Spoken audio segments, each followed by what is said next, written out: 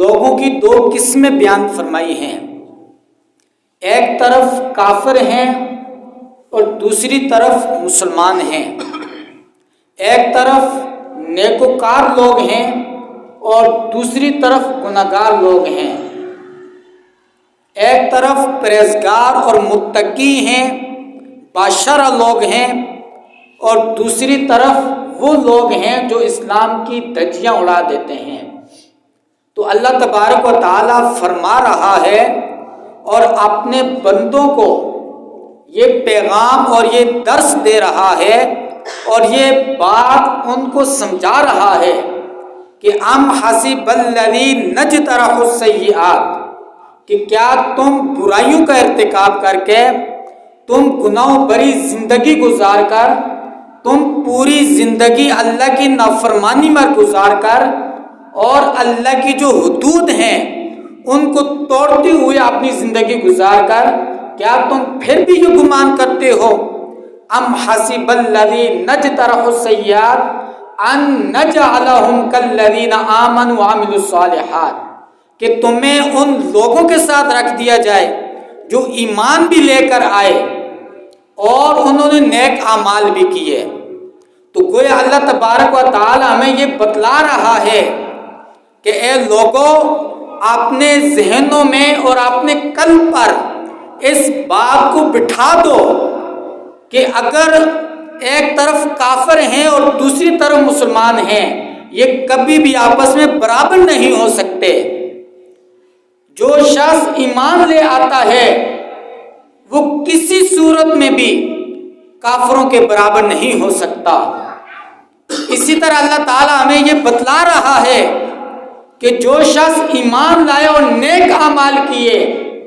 وہ کبھی گناہگار کی طرح نہیں ہو سکتا. ان دونوں کا ایک مرتبہ نہیں ہو سکتا. ان دونوں کا جو مرتبہ اور مقام ہے وہ اللہ تبارک و تعالی نے ان کے اعمال کے مطابق رکھا ہے. تو فرمایا ام حسب الذین اجترحوا السیئات، کیا تم یہ گمان کرتے ہو، برائیاں بھی کرتے ہو، غلط کام بھی کرتے ہو، شریعت کے خلاف بھی چلتے ہو، شریعت کا انکار بھی کرتے ہو، پھر بھی یہ گمان کرتے ہو کہ ان نجعلہم کالذین آمنوا وعملوا الصالحات، کہ تمہیں ان لوگوں کے ساتھ رکھ دیا جائے جو ایمان لائے اور نیک اعمال کیے. تو جب ہم اس آیت کریمہ پر غور کرتے ہیں تو ہمیں واضح پتہ چلتا ہے کہ ایک طرف خواجہ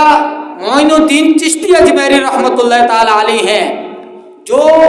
ایک رات کے اندر 2 قرآن مجید ختم فرما لیتے ہیں.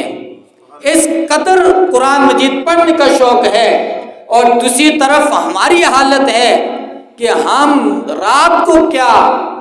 ہم تو پورا سال قرآن کو نہیں ہاتھ لگاتے. ہم خود قرآن نہیں پڑھتے، اپنے گھر والوں کو تلقین نہیں کرتے، اپنے بچوں کو نہیں پڑھواتے.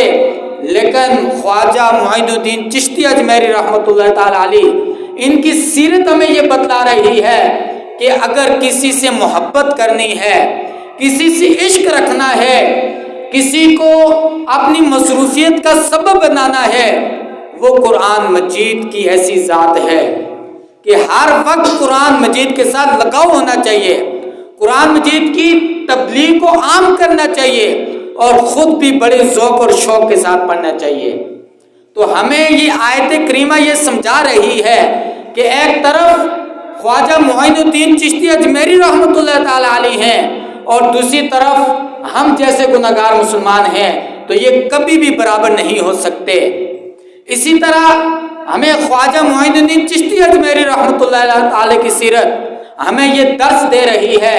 کہ آپ کی کئی راتیں ایسی گزر جاتی ہیں کہ آپ رات کو عبادت کرتے کرتے آپ اسی وضو سے فجر کی نماز ادا فرماتے ہیں. لیکن دوسری طرف ہماری حالت یہ ہے کہ ہم 5 وقت کی نماز بھی نہیں پڑھتے، رات کی عبادت تو کچھ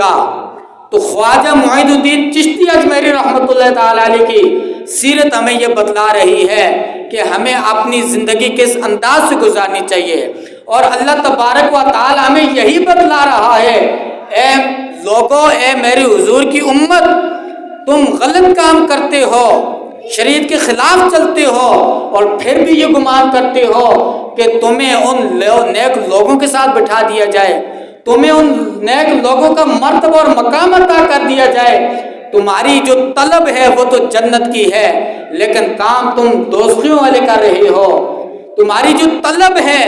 وہ یہ ہے کہ ہمارا رب اور رسول ہم سے راضی ہو جائے، اور جو تمہارے کام ہیں، جو تمہارے کارنامے ہیں، وہ یہود و نصارہ کی طرح ہیں۔ تو ہمیں اللہ تعالیٰ اس